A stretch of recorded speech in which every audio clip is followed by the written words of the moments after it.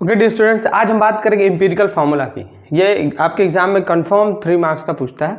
Empirical formula बहुत easy है, आप थोड़ा इसको ध्यान से देखें। एग्जाम्पल्स के थ्रू हम डिफिनीशंस और इससे क्वेश्चन करेंगे जिससे इजीली आपको समझ में आएगा। ओके, तो पहले डिफाइन कर लेते हैं what is empirical formula. Empirical formula of A compound is the simplest formula. खास बात है, ये सबसे सिंपलेस्ट फार्मूला है, मतलब सबसे सिंपलेस्ट का मतलब ये सिंपलेस्ट होल नंबर रेशियो में आएगा, which gives the simplest ratio in whole number of the atoms of different element। यानी कि जितने उसमें अलग अलग एलिमेंट्स प्रेजेंट्स हैं, ठीक है ना, उनका एक मॉलिक्यूल के अंदर जो एटम्स प्रेजेंट है ना, उनका ये सिंपलेस्ट होल नंबर रेशियो देता है। समझ में आ गया? एक मॉलिक्यूल हो गया, अलग अलग वो एटम से बने होंगे, उन एटम्स का सिंपलेस्ट होल नंबर रेशियो देगा। ठीक, ये क्या हो गया ऑफ ए कंपाउंड, ये आपका क्या हो गया एम्पिरिकल फार्मूला, ठीक है ना। अब चलिए एक एग्जांपल ले लेते हैं। जैसे सपोज करो ब्यूटेन हो गया, क्या हो गया ब्यूटेन। ओके, तो जो ब्यूटेन है उसका फार्मूला क्या हो गया C4H10 हो गया ना। हमने एग्जांपल लिया ब्यूटेन, इसका मॉलिक्यूलर फार्मूला है कौन सा है, मॉलिक्यूलर फार्मूला क्या हो गया इज इक्वल टू C4H10 हो गया ना। आप ऑर्गेनिक केमिस्ट्री में पढ़ रहे होंगे तो इसमें आप देखे होंगे, यहाँ से आएगा CnH2n+2, ठीक है। तो ये हो गया वैल्यू इसका n का कितना 4, C4H2 × 4+2 कितना हो गया C4H10 आ गया। हमने इसको यहाँ से समझ दिया, ठीक। यानी मॉलिक्यूलर फॉर्मूला हो गया C4H10, ठीक है ना। अब देखो इसमें इसका रेशियो कार्बन और हाइड्रोजन का रेशियो कितना हो गया कार्बन और हाइड्रोजन का रेशियो हो गया 4:10 हो गया ना। अब आप बताएं क्या इस रेशियो को और सिंपलेस्ट फॉर्म में कर सकते हैं, और छोटा डिवाइड करके कर सकते हैं? तो हाँ, देखो 2 से अगर हम डिवाइड करेंगे, कॉमन नंबर 2 हो गया, तो देखो 2 2 = 4, 2 5 = 10 हो गया। यानी अब हम इसको लिखें तो क्या लिखेंगे C4H10 को अगर अब मैं लिखूं तो मैं लिखूंगा C2H5 हो गया। And this is what we call empirical formula. यही क्या है आपका एम्पिरिकल फार्मूला, ओके। ये एम्पिरिकल फार्मूला हो गया। यानी एम्पिरिकल फार्मूला आई होप आपको समझ में आ गया। ये एक प्रकार का सिंपलेस्ट रेशियो है। क्या है ये सिंपलेस्ट रेशियो है मॉलिक्यूलर फार्मूला का।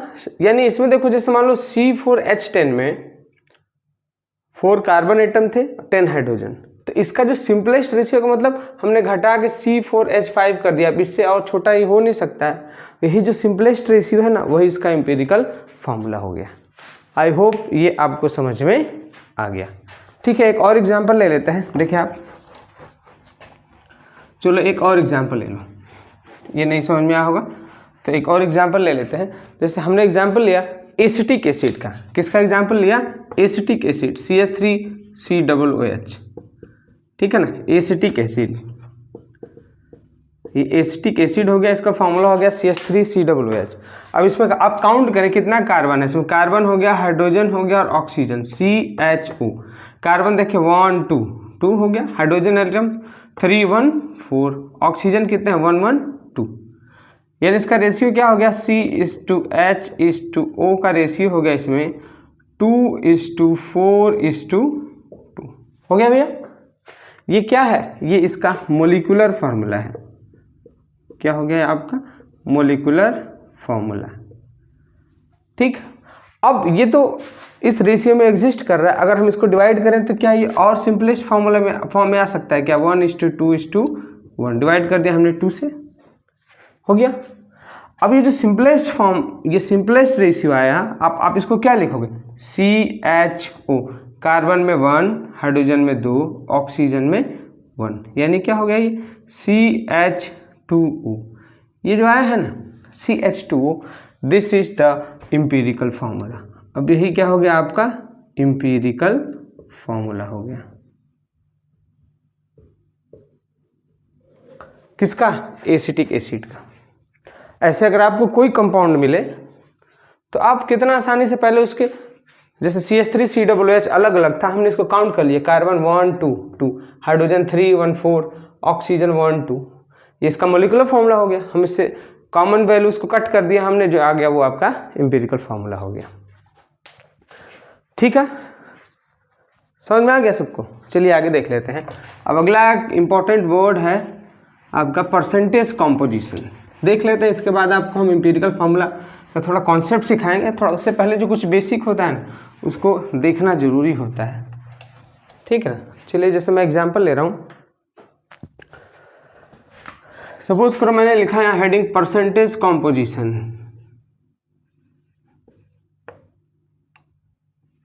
Percentage composition. अगर मान लो परसेंटेज कॉम्पोजिशन की बात करें तो चले आप एक एग्जांपल ले लें और वाटर का परसेंटेज कॉम्पोजिशन निकालें आप, ठीक है। क्वेश्चन है find out the percentage composition of hydrogen and oxygen in water. यही सिंपल सा क्वेश्चन है जिससे आपको तुरंत समझ में आएगा, ठीक है। तो ये क्या हो गया, ये इसका तो मोलिकुलर फार्मूला है ना, अरे मोलिकुलर फार्मूला होगा ना H2 वाटर का, मोलिकुलर फार्मूला ऑफ वाटर क्या है, H2 हो गया। अब देखो आप इसमें मोलिकुलर फार्मूला ऑफ H2, अब हम इसमें कैलकुलेट करते हैं, यानी 2 hydrogen atom plus 1 oxygen atom, ठीक है ना। यानी 2 हाइड्रोजन 2 × 1 प्लस 16 कितना हो गया, ये 18। क्लियर, आपको समझ में आया क्या? ठीक है। तो अब अगर आप इसमें देखें तो परसेंटेज ऑफ, हम जब हाइड्रोजन की बात करेंगे कि हाइड्रोजन का इस वाटर में कितना परसेंटेज है, यहाँ हम परसेंटेज बाय वेट की, जब भी ये अगर ऐसा बात कर रहा है ना तो समझो ये परसेंटेज बाय वेट की बात कर रहा है। आप बताओ ये H2O बोल रहा है तो इसका मतलब ऐसा थोड़ी है कि इसमें, मतलब कि अगर हम बात करें तो 66% हाइड्रोजन है और 33% ऑक्सीजन है, क्या ऐसा है क्या? नहीं, यहाँ ये हमेशा बात करता है परसेंटेज बाय वेट की बात करेगा। मतलब कि आप देखें यहाँ अगर हाइड्रोजन का परसेंटेज आपको निकालना है, परसेंटेज ऑफ हाइड्रोजन, किसका परसेंटेज, आप ऐसे ही याद रखेंगे, परसेंटेज ऑफ हाइड्रोजन निकालना है किसमें, ऑफ हाइड्रोजन इन H2O। क्या करेंगे आप, हाइड्रोजन जो वेट है हाइड्रोजन का अपॉन H2O × 100, यानी अगर आप समझे तो इसमें हाइड्रोजन का वेट कितना है बताएं आप, 2। तो 2 अपॉन टोटल वेट 18 × 100, ओके। ये हो गया आपका 9, ये हो गया आपका 50, यानी 100 डिवाइड बाई 9, ये आएगा समथिंग 11.28 के आसपास आएगा। ये क्या हो गया आपका परसेंट। तो आई होप आपको ये इतना समझ में आया कि हाइड्रोजन का परसेंटेज कितना है। आप परसेंटेज हाइड्रोजन निकाल लेंगे, ठीक है ना। अब मान लो अगर हम यही बोले percentage of oxygen, percentage of oxygen,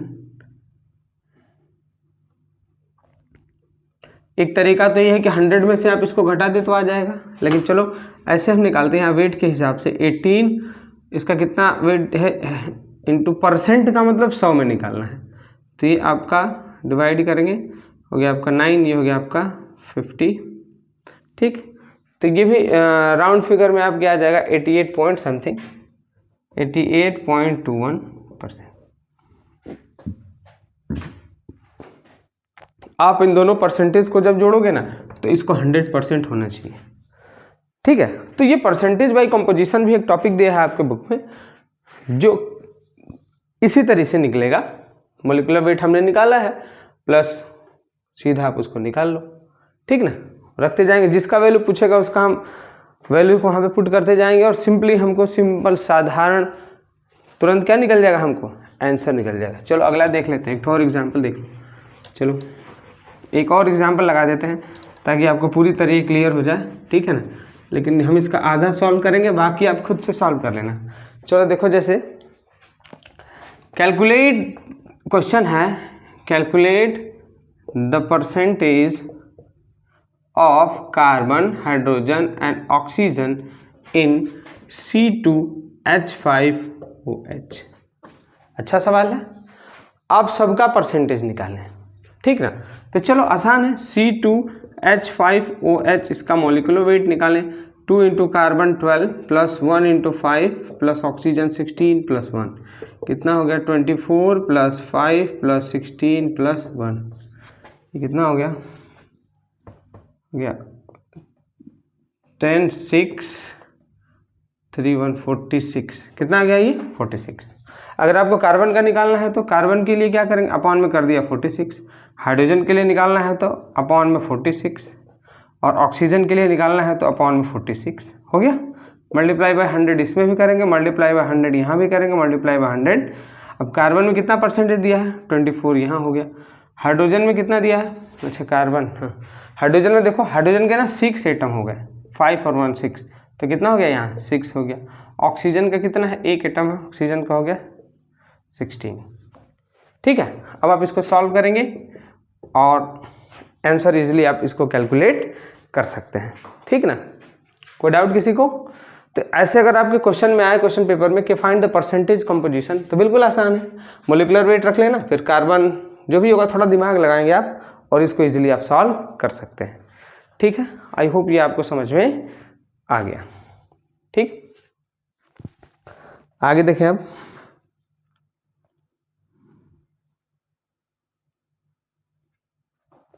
आगे अगर हम बढ़ें तो इसमें देखें,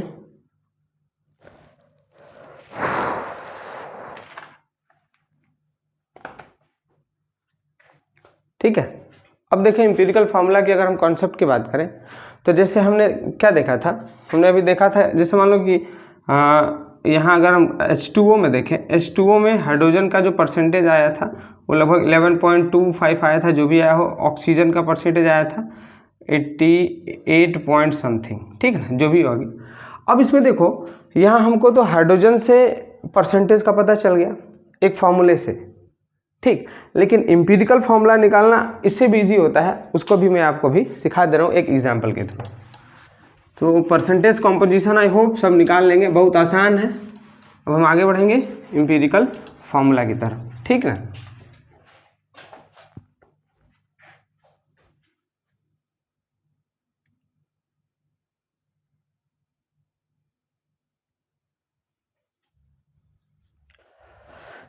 ये एक एग्जाम्पल देखें आप, जिससे ये पूरा एम्पिरिकल फार्मूला आपको तुरंत क्लियर हो जाए। सिर्फ एक ही एग्जाम्पल है जिससे आपको पूरी तरह समझ में आ जाएगा। ओके, अब ध्यान से देखें क्या है क्वेश्चन, क्या है देखें।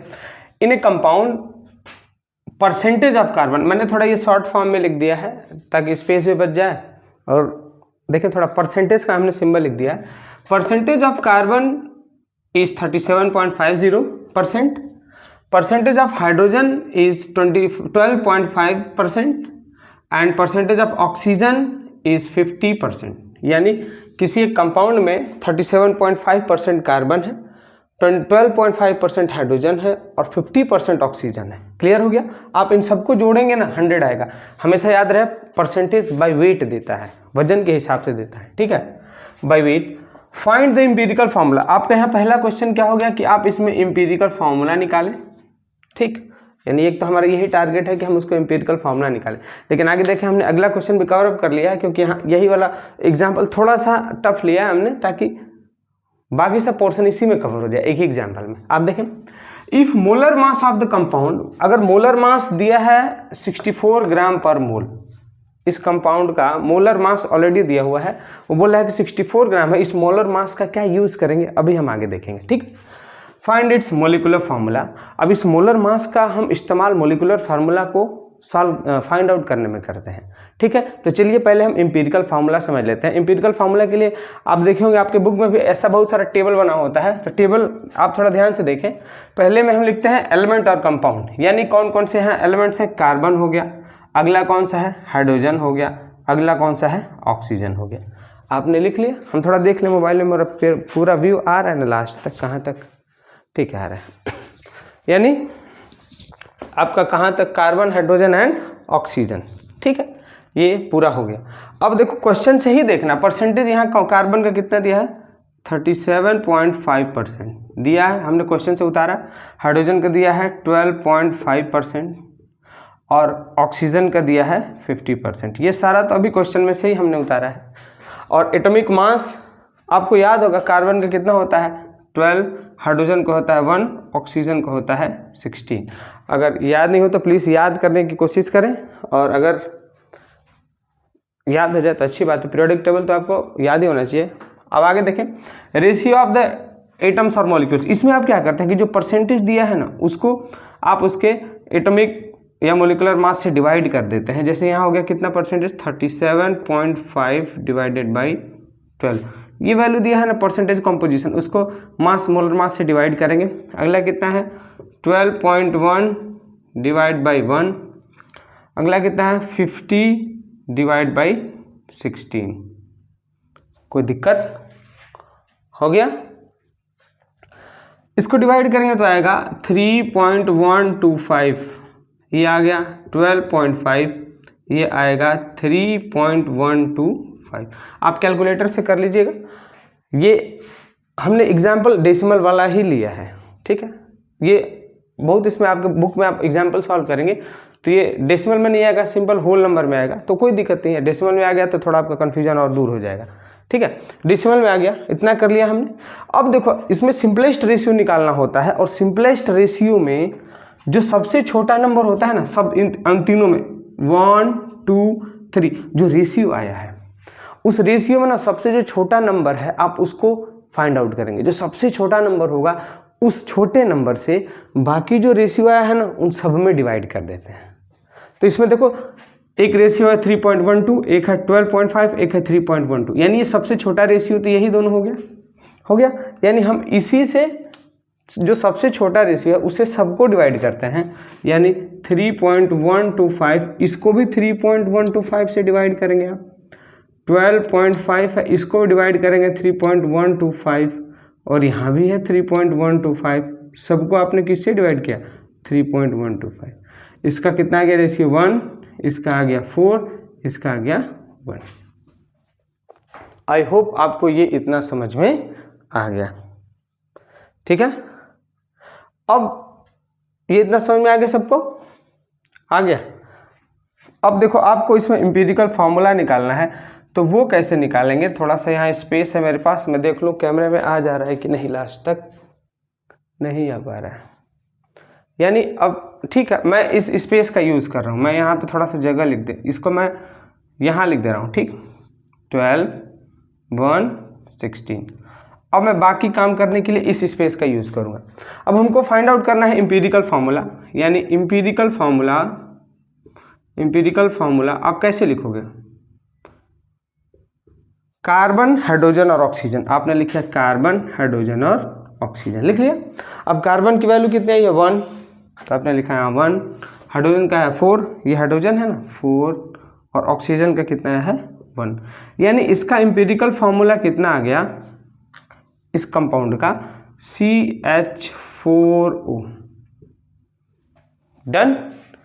आई होप आपको ये समझ में आ गया,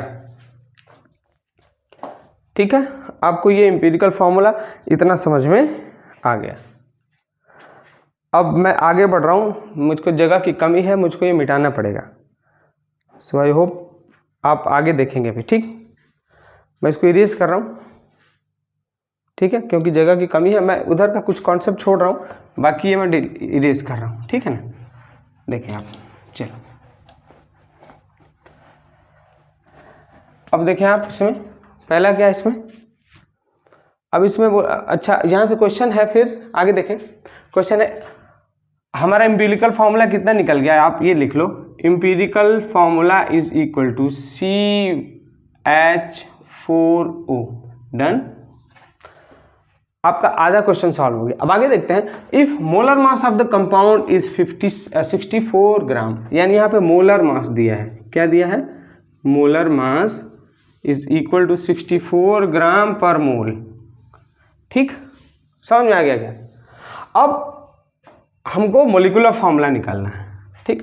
तो एक ऐसा रिलेशन लेके आएंगे जो मोलिकुलर फार्मूला और मोलर मास दोनों को क्या करता है, डिफाइन करें। जैसे मान लो n इज इक्वल टू, हमने एक वैल्यू, हमने एक n एक कांस्टेंट है, इसका हमने वैल्यू लिया, this is equal to molar mass upon, ध्यान से देखेंगे आप, एम्पिरिकल मास। यहाँ एम्पिरिकल मास शब्द आया है, देखिए आप, ये नया वर्ड है।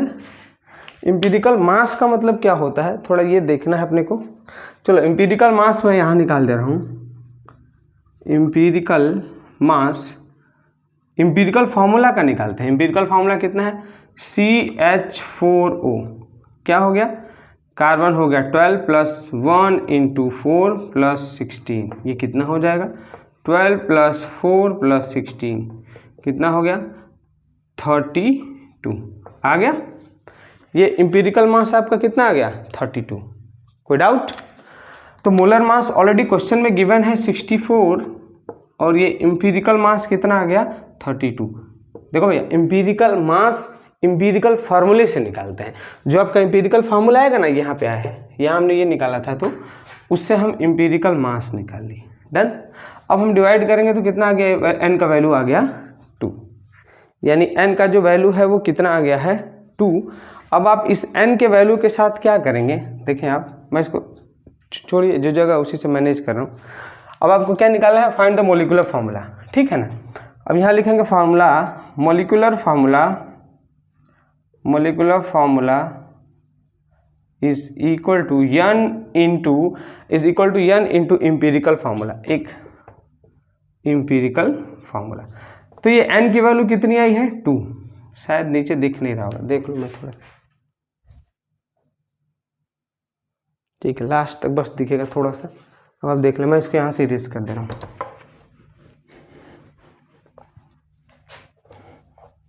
ठीक है, यानी इसको मैं यहाँ पे लिख रहा हूँ, यानी मैंने क्या लिखा, molecular formula is equal to n into empirical formula.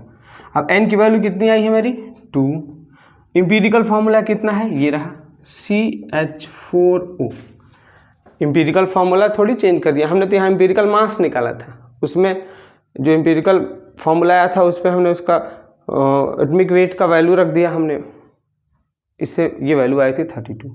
आगे देखिए कितना हो गया, अब सब में 2 का मल्टीप्लाई करेंगे, C2H8O2। ठीक है, आपका ये जो हो गया, ये आपका फाइनल आंसर हो गया, ये आपका क्या आ गया, मोलिकुलर फार्मूला आ गया। ठीक है, तो आसान था थोड़ा, आप ये टफ नहीं है, एक बात आप पहले जान लें, टफ है नहीं, आपको सिर्फ थोड़ा सा प्रैक्टिस करना है, ठीक ना। इसको प्रैक्टिस करने का मतलब आप क्वेश्चन लेके बैठे, परसेंटेज दिया हुआ कार्बन, हाइड्रोजन या जो भी कंपाउंड का बोल दे, आप 4-5 टेबल बनाएं, पहले टेबल में उसका नेम लिखें, दूसरे में परसेंटेज लिखें, तीसरे में उसका एटॉमिक वेट लिखें, ठीक है, एटॉमिक नंबर, उसके बाद डिवाइड कर लें, फिर जो सिंपलेस्ट रेशियो आएगा उससे सबको डिवाइड करके लास्ट सिंपलेस्ट रेशियो निकाल लें, वो आपको एम्पिरिकल फार्मूला देगा। ठीक है, एम्पिरिकल फार्मूला वहाँ से निकल गया। अगर बोलेगा मोलिकुलर फार्मूला निकालने के लिए, तो आप इन दोनों फार्मूलाज का यूज़ करिएगा। इस फार्मूला का आप कई जगह यूज़ करेंगे, आपके अलग अलग क्वेश्चंस में आएगा वो, तो सारे फार्मूलाज को हमने सोचा था एक साथ लेके इसको कर लेंगे। ठीक है, सो आई होप आपको समझ में आया होगा। प्लीज़ शेयर करें, सब्सक्राइब करें और लाइक भी करें। Okay, thank you, have a great day, जय हिंद।